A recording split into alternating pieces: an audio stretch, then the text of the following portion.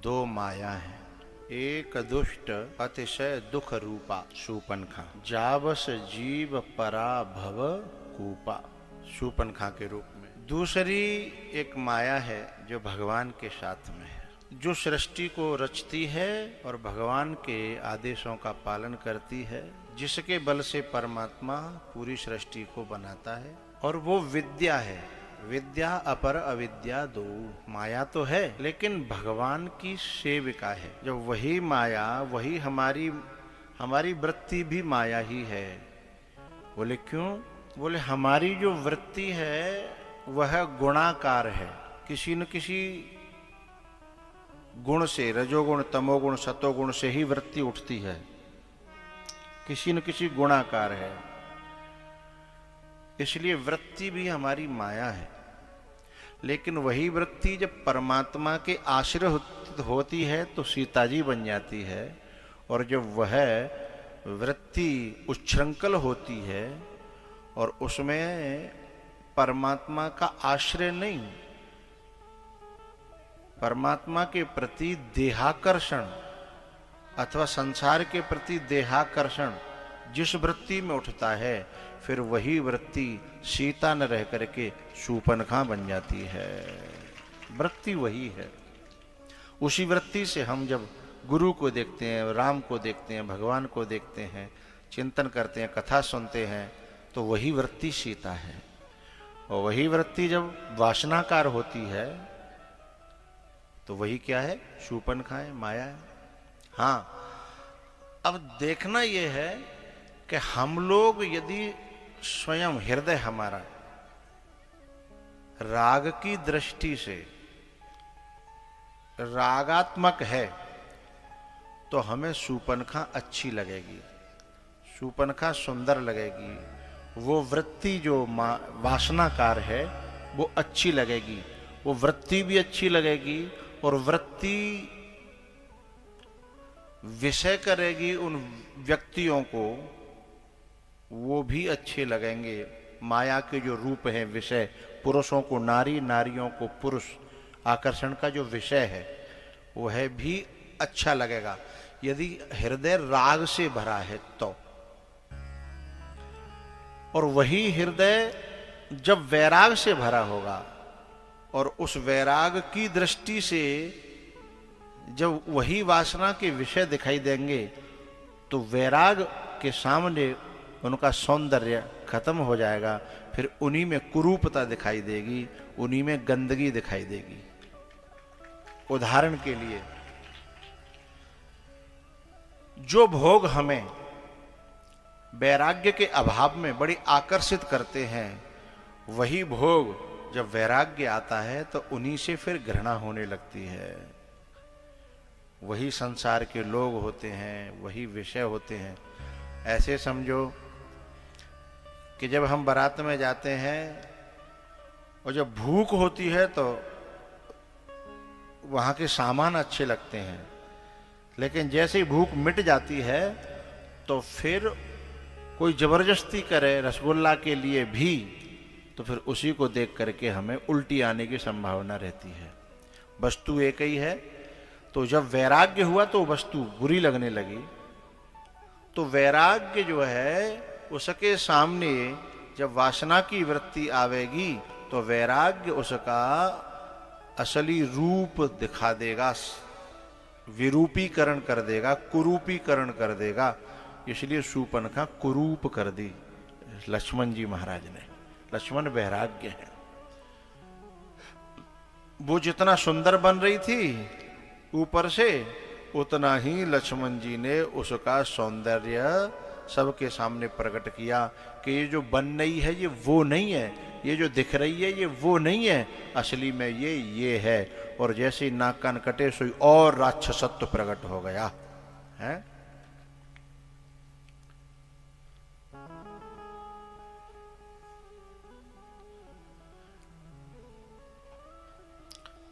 खरदूषण को मरवाती वही लंका में पहुंची, रावण को भड़का दिया। और रावण जो है ना, मारीच को लेकर के सीता जी का हरण करने चला। रास्ते में मारीच बड़ा खुश हो रहा था। किसी ने पूछा कि कहाँ जा रहे हो? बोले मरवे। आदमी को बड़ा अटपटा लगा। बोले मरने जा रहे हो और इतने खुश? बोले हाँ। वैसे तो आदमी को जब गुस्सा आता है तब कहता है? बोले कहाँ जा रहे? बोले मरवे। वो जटायु वो मारीच सही सही कह रहा है। बोले कहाँ जा रहे हो? बोले मरवे। बोले इतने खुश? बोले हाँ। बोले क्यों? बोले क्योंकि जिन हाथों में मैं मरने जा रहा हूं वे हाथ कुछ दुनिया से अलग हैं। वहां मरना सारी दुनिया चाहती है और मोए जिस जो का बहाने तो रावण लेके जा रहा है, तो मेरी खुशी का ठिकाना नहीं होगा। हाँ? जिन चरणन के पादुकन भरत रहे मन लाए, तिन कहूं आज बिलो के हूं इन नैनन अवजाए। तो वहां का मरना कोई हर व्यक्ति को नसीब होता है क्या?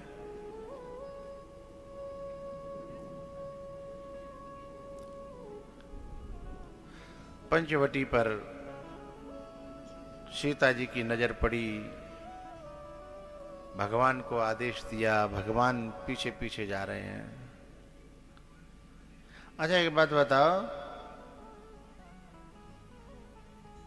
जिस बाण को भगवान ने, कल कथा चली थी ना जयंत की, जयंत के पीछे एक सिंह को उठा के भेज दी। तीनों लोकन में 14 भवनन में वो सिंह के पीछे ही लगी रही जब तक लेके नहीं आ गई। तो जो बताओ राम जी पे वो सिंह दोबारा नहीं आए, हाथी का जाए मारीच के पीछे भेज देते। वो कोई वो सिंह का कोई स्पेशल थोड़ी थी, वो तो काऊ सिंह के यूं करके भेज देते या बाणे भेज देते पीछे कर लिया। अरे बचपन में कागभूषुंडी जी जब जो है भगवान के हाथ में तो पुआ खींच रहे थे हैं, तो भगवान ने खींच लो। सो गरुण कागभूषुंडी जी को संदेह हो गया। सो कागभूषुंडी जी को संदेह हो गया। सो कागभूषुंडी जी उड़े, सो पीछे ही हाथ जो है पकड़ने के लिए छोड़ दिया। तीनों लोगों ने घूमे, हाथ पीछे ही चल रहा है, भुजा पीछे ही जा रही है। जो तीनों लोगों में जो हाथ घेर के ले आयो और जब मारीच के पीछे भगवान पावनते दौड़ रहे। एरी मैया कभी सोची ये बात? का पीछे भाग भी क्या जरूरत थी? सिंह छोड़ देते, कि बाण छोड़ देते, कि हाथे छोड़ देते, कि खुद जो उड़ जाते पीछे। भाग रहे हैं, बाण तीर साध रहे हैं, लेकिन लग ना रहा हो। कभी वो छुप जाता है, कभी ये हो जाता है, कभी वो हो जाता है। भगवान के लिए कोई बड़ी बात है क्या? भगवान उठ के क्यों गए? क्योंकि भगवान ये कहते हैं, क्योंकि जब पंचवटी पर सीता जी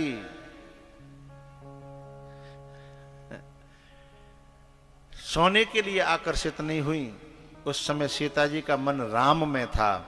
इसलिए राम सीता जी को छोड़ना नहीं चाहते थे, चाहे जयंत आ जाए चाहे कोई और आ जाए। आज राम को छोड़ के सीता जी को कुछ और पसंद आने लगा। इसलिए राम जी ने सोचा कि अब जाना ही ठीक है, इसलिए गए। अब जाना ही ठीक है। कि अब तुम्हें सोने को मृग चाहिए तो मृग मत ले, अब सोने की लंका ही ले लो। हम अब तब आएंगे जब तुम सोने की लंका पहुंच जाओ। हैं? हम अब तब आएंगे लौट के।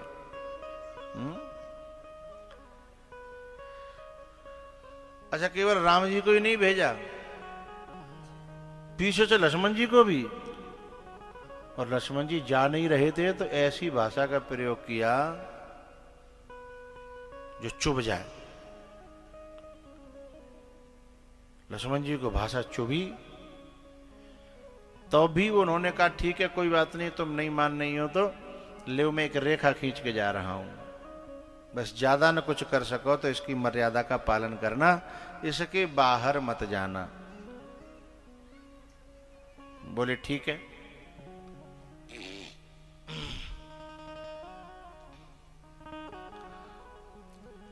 यह एक चौपाई है, हरि प्रेरित लक्ष्मण मन डोला। इस चौपाई का अर्थ क्या पता है आपको? बड़ा प्यारा अर्थ है, पढ़ते सब हैं। हरि प्रेरित लक्ष्मण मन डोला।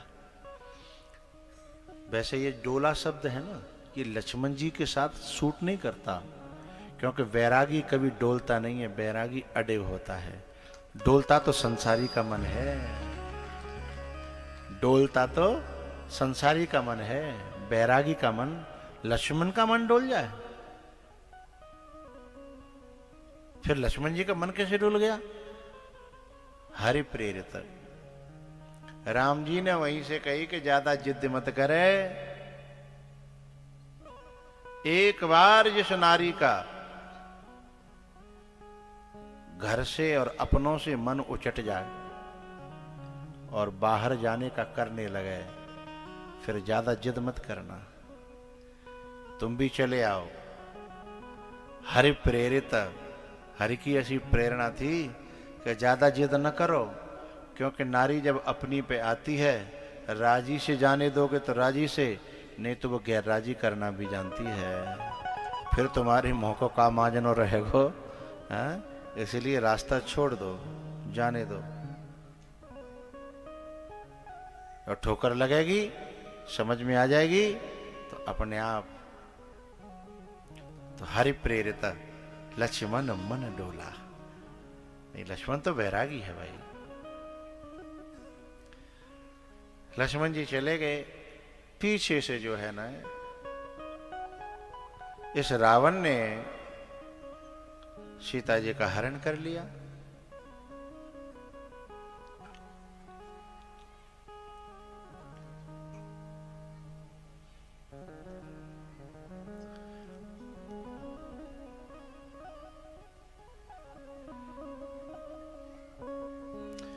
रास्ते में जटायु ने रोकने की कोशिश की, लेकिन रावण का बल और कहां जटायु। पंख काट दिए। जटायु जी महाराज हे राम हे राम हे राम कहते हुए धरती पे गिरे। लोग कहने लगे, ले और कर लो परोपकार, कटे गए, डरे रहो। जटायु ने कहा, सुनो, परोपकार में आज तक कभी किसी को घाटा हुआ ही नहीं है। दूसरे को ठगने में घाटा होता है, खुद को ठगाने में तो कभी घाटा हुआ ही नहीं है।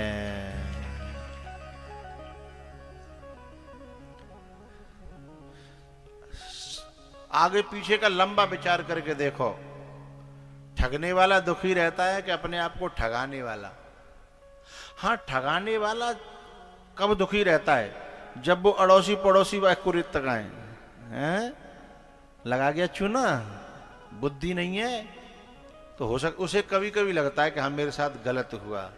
लेकिन यदि कोई सत्संग की दृष्टि से देखे, कोई संत की दृष्टि से देखे, परमात्मा की दृष्टि से देखे, तो समझ में आ जाता है कि मुझे ठग ले गया कोई तो भी मैं आनंद में हूं, लेकिन जो ठग के ले गया है वो न अब सुखी होगा और न आगे सुखी होगा।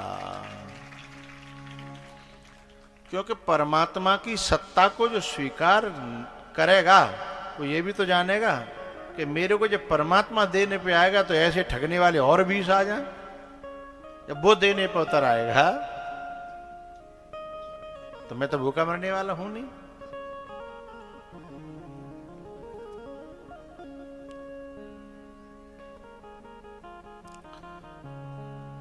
जटायु ने कहा, सुनो, तुम्हें लग रहा है कि मैं घाटे में हूं? मैं घाटे में नहीं हूं। यदि मेरे पंख होते तो शायद मैं जन्म जन्मों तक भी परमात्मा को न पाता, लेकिन अब मुझे भरोसा है, पंख कट गए, अब मुझे भगवान को नहीं ढूंढना पड़ेगा, क्योंकि मेरे पंख भगवान के लिए कटे हैं, इसलिए भगवान स्वयं आएंगे। इंतजार कर रहा हूं। हे राम हे राम हे राम हे राम। ये आवाज जैसे ही राम जी ने सुनी, दौड़े दौड़े गए। न जाने कौन से गुण पर दया निधि रीझ जाते हैं।